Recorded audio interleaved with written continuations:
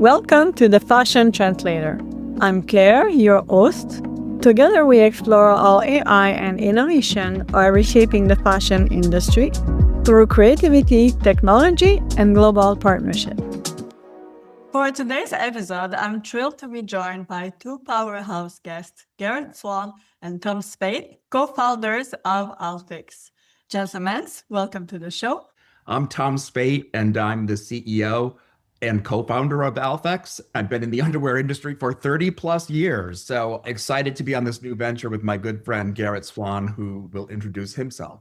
Hi, I'm Garrett Swann. I am the VP and co-founder of ALPHX. I'm a creative type. I've always been a creative type, so this has been a great venture to do with Tom. We balance each other out with his years of experience in retail and my creative background. It felt like a match made in heaven, basically. Tell us a bit more about this match, like how the two of you come together, how does that work?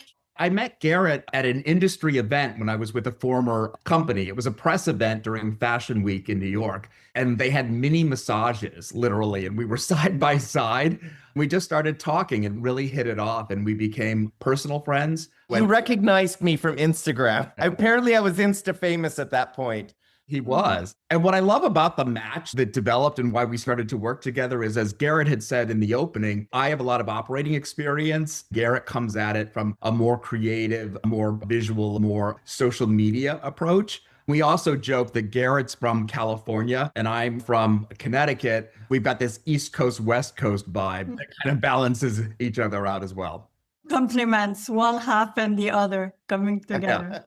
I was going to say that, we really kind of simultaneously had this same idea around the same time. I think within 24 hours of each other, Tom had reached out to me and said, I would like to get in a business venture with you. And I said, that's really funny. I had the same idea yesterday.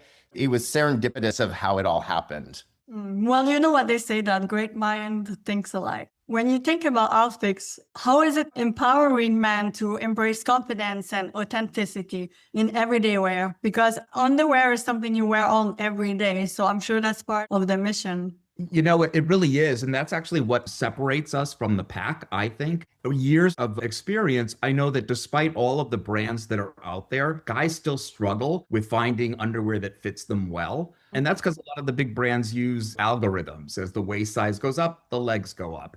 But one of the most common complaints is I've got big thighs, whether genetically or from working out, and I often have to size up in the waist. So we thought that there was an opportunity to fit real bodies, from extra small to double XL, by creating an opportunity to create a more personal fit by choosing your waist size and your leg circumference, whether it's modern or athletic, which is essentially another inch of circumference per waist size, and then showing it on real bodies. There are brands out there that do double XL or even larger, but often you click on the size and you see the same medium guy. And Claire, let's be honest, not all guys are size mediums, right? I mean, we all come in different shapes and sizes. Yeah. And I don't think the market, as Tom's point, is really addressing that. And then just to close out about this idea of self-confidence, we believe that feeling better and more confident about yourself starts from the inside out, right? So if your underwear doesn't fit well, how are you going to feel confident in your day? And so we want to make you feel comfortable in your own skin, and it starts with underwear. And more men could probably be in a better mood because their underwear aren't fitting them properly. If it's itching or pulling or squeezing, definitely. Women have this. Right. And women kind of have the same issue with bras, right? So, definitely. I can vouch for that. Yes, exactly. So we need to make everything about us comfortable. Let's do a G-rated. It starts with comfort, for sure. Yeah, for sure. Garrett, having worked across entertainment, fashion, and entrepreneurship, what is your perspective when it comes to telling the story of ALPHX?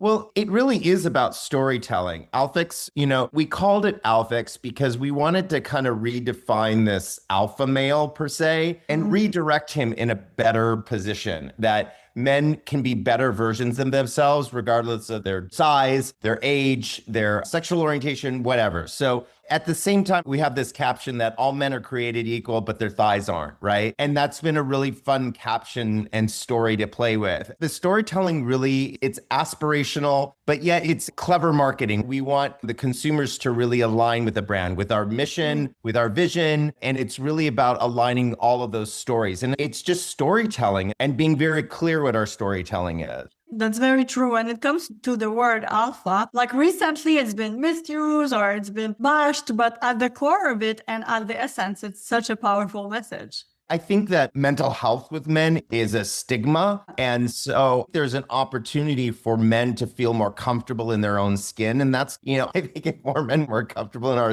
own skin, our world would be a better place. Yeah. And maybe it starts with their underwear. I mean, yes, it's an opportunity to open this conversation. The world's problem with more comfortable underwear. One underwear exactly. Definitely.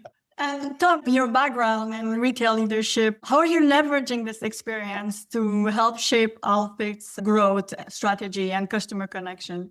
I've got a lot of experience with some big brands from an operational and business management standpoint. So I kind of know the building blocks that I've been able to apply. But at the same time, this is completely different. Like I've never built anything from the ground up. I had people that worked with me. It wasn't a solo venture. And it's not because Garrett and I are together, but still we've been doing 90% of the heavy lifting ourselves. So what's been exciting though, is I've got to really learn the business from the ground up in a more granular way, which makes appreciated even more. So a lot of the skills I have, even relationships with factories, I joke about when we were going through the product development process, it's more difficult to negotiate when you're a startup than when you're a multi-million-dollar brand and buy a lot of units, right? So that's been unique. Combined with the way that people shop today, particularly men, it's very different. I come out of a world, I call it the Willy Loman, selling to department stores and specialty stores. So much of today, particularly our target consumer, is done online, direct to consumer. Yes. That's why the storytelling that Garrett was talking about is really, really important,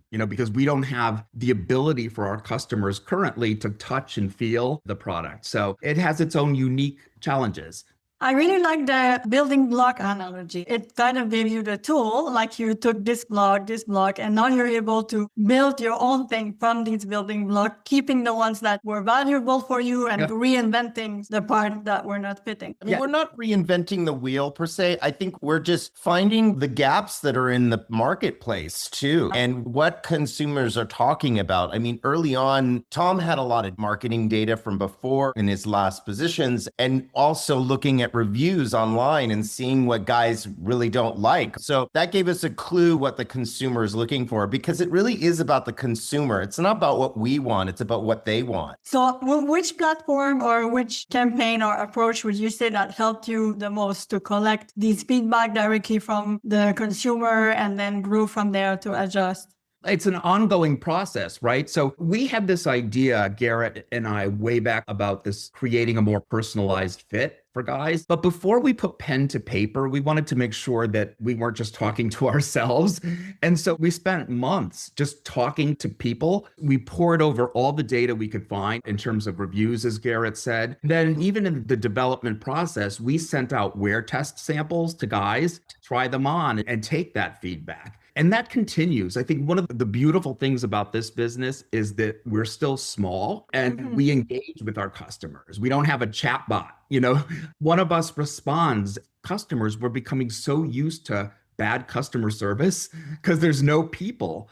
By engaging with our customers, we do get great feedback. We collect that data. And don't even get me going about AI and the ability to pour through tons of data and to help us pull the data together to look at it. The bottom line is, at the end of the day, there's no one silver bullet, right? And because our product has, 6% spandex in it, it stretches. The way things fit is often a more personal view than just mathematics. Some guys like a little tighter. They like to feel more support. Some people like them super loose. We take that feedback. Even our return rate is really low for an e-commerce site, but we take that data and we take it seriously. And I think that that's what helps feed our information and continue. Digital market is everything right now. Yeah. Our worlds are consumed on our phones and our laptops, and we spend less time looking up to look at billboards or watching television commercials or so on and so forth, or magazines where we used to get our advertisements from, you know?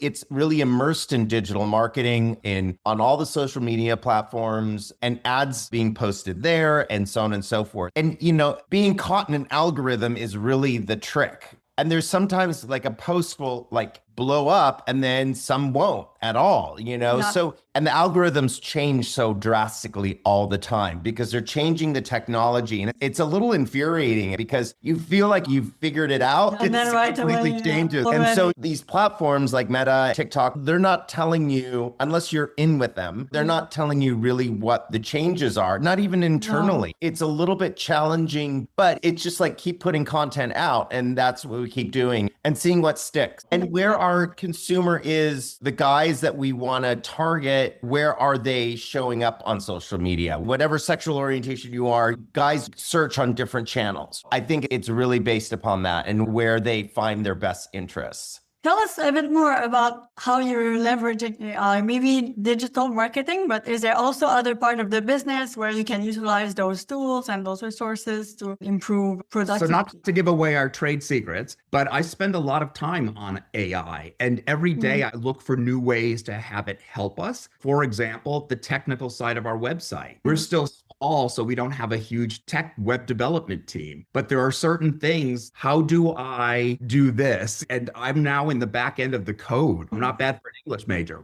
but there are things that we can learn about that. There's also data, and I'm very careful to ask it to give me the sources just to make sure that where they're pulling the data is credible, and things around sizing in terms of waist size and thigh size, and they can help start a point for us to look at. And then we want to make sure that that's correct and accurate and get the feedback. But I would say mostly it's like a how-to manual in terms of helping us with the business, but also as it's changing, there are now opportunities to do collaborations with some of these platforms because as people are searching, we want to make sure we're showing up there. I'm sure that will lead to actually transacting directly on these platforms. So to Garrett's point, I think it's staying current and up to speed, knowing when it works. We can even do some retouching, like taking wrinkles out of like through AI. That's the good stuff. We don't want to do like cheating, like creating photos and things like that. But so there are a lot of useful tools for it. For sure, when it comes to AI, it's the same thing as when we were saying about the algorithms. It's important to stay up to date and keep an eye open and be ready to pivot soon without getting swallowed completely. Because it can become like there's so much that it can easily become like a wave. So while staying balanced and then taking a look out there while keeping the human touch, right? That's a big point, right? Because there are frustrations that Garrett was referring to where some of these platforms use AI as a bot and they'll search for skin and then flag something. And then there's no one to talk to. Or if you finally get to a person and they agree with you, then what happens is the bot finds you again. So there's a lot that's really good about AI, but if you rely on it solely and you lose your contact with your customer, I know that that's going to be a win in the long run. Because it's relatively newer in the last couple of years, people are starting to access it. Everybody's kind of learning right now. I think we're in a big learning phase of AI, what it can do, what it can't do, so on and so forth. There's been a lot of backlash with using AI models. I know in the entertainment industry, it's a big issue. And I'm also a model. So am I losing work because AI models are being used versus real people? Because it's costing them less money. They're saving money by doing it. Why not do it? Which we completely understand, but at the same time, it defeats the purpose. It's completely fabricated and not real. And I think that's what we want to align our brand about, is really about real values for consumers. So they really align with our vision, because we're not trying to pretend to be something that we're not. I think that's going to be something that's at the core of what each business owner and founder will have to do, to choose the right balance for them and to stay aligned with this, regardless of the storm we can be thrown into. As long as each business owner stay true to what's the brand identity they want to build with, I think that's a solid anchor to go forward. For sure. There might be an AI revolution. Well, only the future will tell. Let's talk about sustainability. I can see it's at the core of your brand. How do you balance the eco-conscious production while still keeping the performance and in terms of styling?